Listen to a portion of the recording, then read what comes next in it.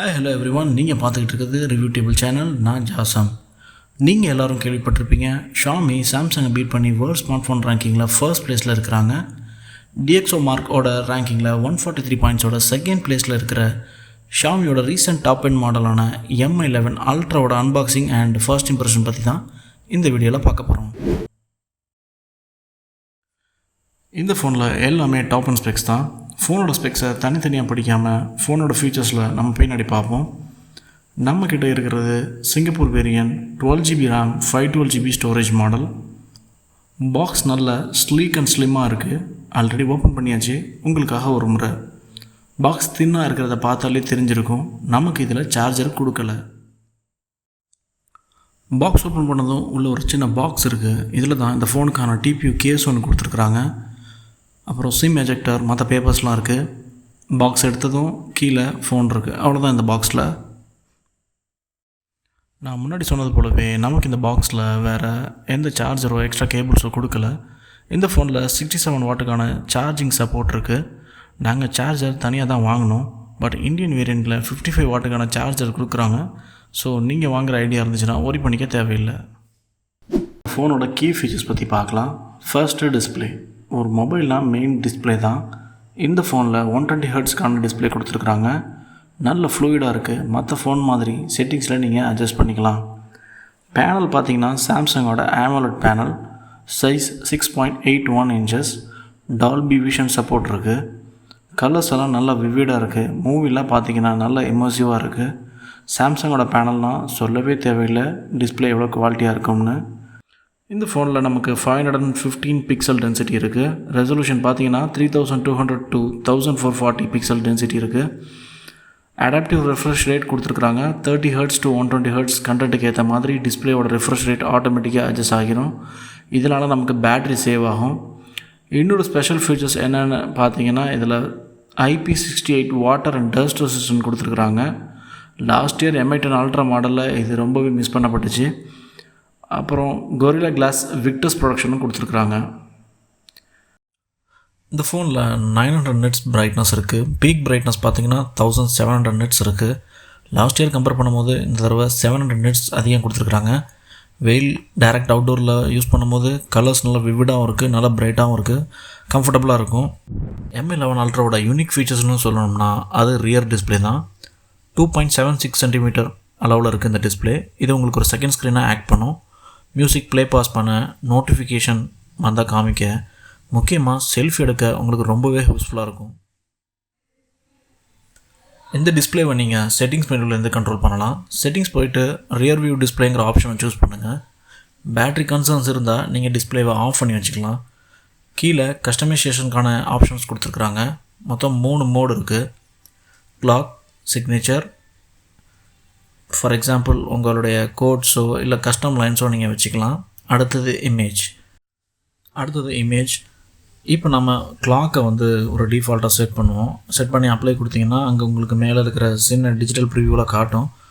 ஸ்க்ரீனை திருப்பி இப்போ டபுள் டேப் பண்ணிங்கன்னா உங்களுக்கு கிளாக் காட்டும். கிளாக் நோட்டிஃபிகேஷன் எல்லாமே காட்டும்.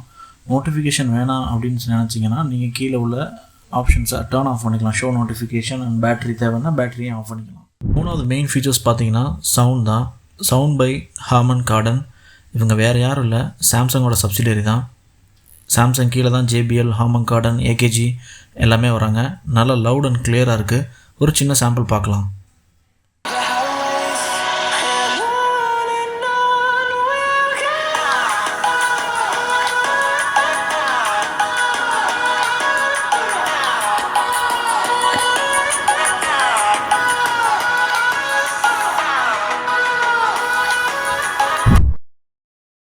நாலாவது மெயின் ஃபீச்சர், அப்புறம் இந்த ஃபோனோட ஸ்பெஷாலிட்டியே கேமரா தான். ரியர் டிஸ்பிளே யூஸ் பண்ணி மெயின் கேமராவோட ஃபுல் பொட்டன்ஷியலில் நம்ம செல்ஃபிஸ் எடுக்கலாம். முன்னாடியே சொன்ன மாதிரி ஸ்மார்ட் ஃபோன் செக்மெண்ட்லேயே லார்ஜஸ்ட் சென்சார் கொடுத்துருக்குறாங்க. சென்சார் சைஸ் லார்ஜாக இருந்தால் நிறைய லைட் கிடைக்கும். DSLR யூஸ் பண்ணுறவங்களுக்கு இந்த சென்சாரை பற்றி அருமை புரியும். 50 மெகாபிக்சல் மெயின் சென்சார், அப்புறம் 48 மெகாபிக்சல் பெரிஸ்கோப் டெலிஃபோட்டோ, அப்புறம் 48 மெகாபிக்சல் அல்ட்ராவைட் லென்ஸ் கொடுத்துருக்குறாங்க. கேமராவோட சில சாம்பிள்ஸ் பார்க்கலாம்.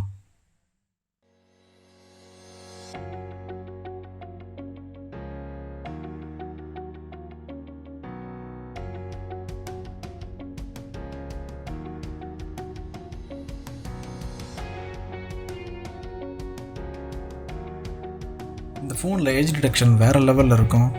ஃபார் எக்ஸாம்பிளுக்கு இந்த இமேஜை நான் ஜூம் பண்ணி காட்டுறேன். இப்போ பார்த்தீங்கன்னா மைன்யூட் ஹேர்ஸ் கூட டிடெக்ட் ஆகி பின்னாடி உள்ள பேக்ரவுண்ட் ஃபுல்லாக பிளராக இருக்கும். பட் அந்த ஹேர்ஸ் வந்து பிளராக இருக்காது. சில ஃபோன்ஸில் பார்த்தீங்கன்னா ஹேரை அப்படியே ஒமிட் இந்த மாதிரி மைன்யூட் பார்ட்டிகல்ஸ் எல்லாம் ஒமிட் பண்ணிடும், அதுவும் சேர்த்து பிளர் ஆயிரும். இந்த ஃபோனில் உண்மையிலே சூப்பராக இருக்குது. அவங்க ஏஐ கேமரா கொடுத்துருக்காங்க, தங்களோட ஓன் அல்காரிதம் யூஸ் பண்ணியிருக்கிறாங்க. செட்டிங்ஸில் எனேபிள் பண்ணிங்கன்னா அந்த இமேஜோட குவாலிட்டியே வேறு லெவலில் இருக்கும். ஒரு இமேஜ் குவாலிட்டியை நீங்கள் எப்படி பார்க்கணுன்னா ஃபோனில் மட்டுமே பார்க்காம பிசி யூஸ் பண்ணி ஜூம் பண்ணி இந்த மாதிரி பார்க்கும்போது உங்களுக்கு அந்த டீட்டெயில்ஸ் ஃபுல்லாக ப்ரிசர்வ் ஆகிருக்கணும். அதான் உண்மையிலே நல்ல குவாலிட்டி.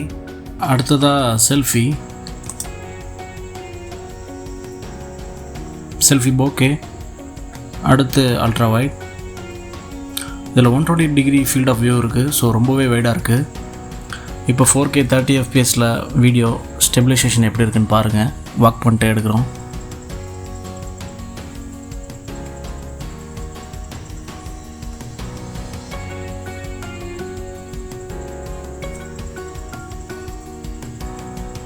அடுத்ததாக செல்ஃபி வீடியோ எந்தளவுக்கு குவாலிட்டியாக இருக்குன்னு பாருங்கள். அதுவும் வாக் பண்ணிட்டு எடுக்கிறோம். பின்னாடி லைட்டாக ஜிட்டர் ஆகுது, பட் ஃபைன், ஸ்டில் நல்லாவே இருக்குது.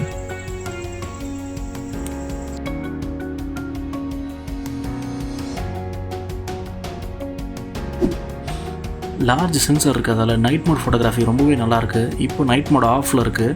லைட் சோர்ஸ் பார்த்தீங்கன்னா இந்த ஜன்னல் வழியாக வர லைட்டும் அந்த பைக் முன்னாடி உள்ள லைட் மட்டும்தான்.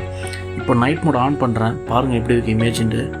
நீங்கள் வந்து கம்ப்ளீட் கிளாரிட்டி எதிர்பார்க்க முடியாது, பட் நல்ல டீட்டெயில்ஸ் கிடைக்கிது. எல்லாமே அந்த சென்சார் தான் காரணம்.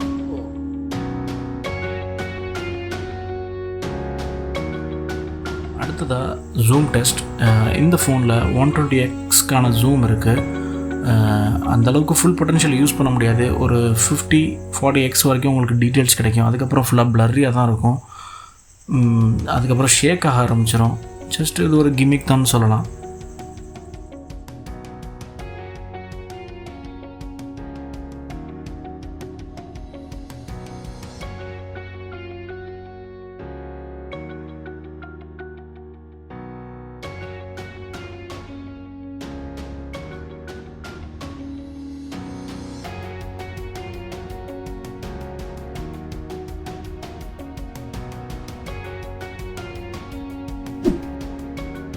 ஃபைனலாக மூன் ஃபோட்டோகிராஃபி. இதில் சூப்பர் மூன் அப்படிங்கிற ஆப்ஷன் கொடுத்துருக்குறாங்க. 60x வரைக்கும் யூஸ் ஆகும். இந்த மோடை யூஸ் பண்ணி மட்டும்தான் உங்களுக்கு ஓரளவுக்கு கிளியரான மூன் பிக்சர் எடுக்கலாம். கொஞ்சம் பொறுமையாக இருந்தீங்கன்னா நல்ல பிக்சர் கிடைக்கும். ரிசல்ட்ஸை பாருங்கள்.